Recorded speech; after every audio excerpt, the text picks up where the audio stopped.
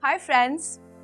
You remember we talked about how deoxygenated blood is in the right atria and ventricles and oxygenated blood is on the left side of our heart.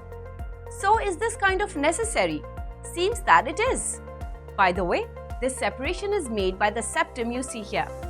Also, this separation is possible due to the presence of 4 chambers. This separation doesn't exist appropriately in a 3-chambered heart. This separation enables a highly efficient oxygen supply to the body. On another note, which one are you? A warm-blooded animal or a cold-blooded animal? First of all, warm-blooded animals can regulate and maintain their body temperature, irrespective of their environment's temperature. Guess some names? Birds and mammals are warm-blooded animals. To do this, they require a significant amount of energy. This high energy demand is met by an efficient oxygen supply, made possible due to double circulation.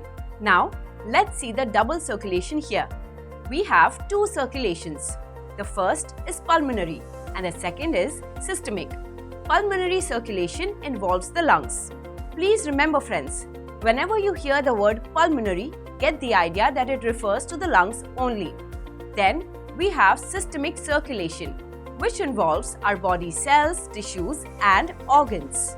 From the right ventricle, the deoxygenated blood is pushed to the pulmonary artery, where oxygen occurs.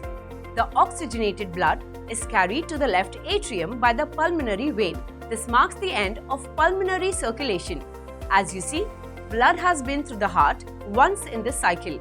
The left atrium now pushes oxygenated blood to the aorta, a huge artery that circulates blood throughout the body under great pressure. Our body cells, tissues and organs then use this blood for gas exchange, after which the blood becomes deoxygenated. The blood takes up carbon dioxide from tissues and blood in turn delivers oxygen. Then it returns to the right atrium via the vena cava, marking the end of the systemic circulation.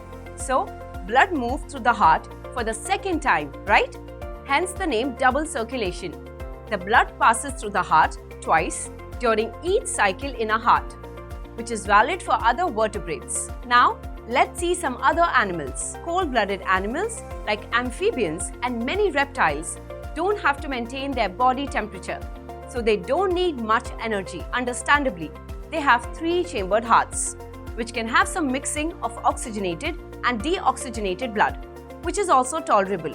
Let's talk about fish. They have a 2-chambered heart and blood is pumped to the gills where it is oxygenated. From there, it goes to the rest of the body. So blood only passes through the heart once during one cycle of passage through the body. That is all about the transportation and exchange of oxygen and carbon dioxide in our bodies. See you next time. Happy learning.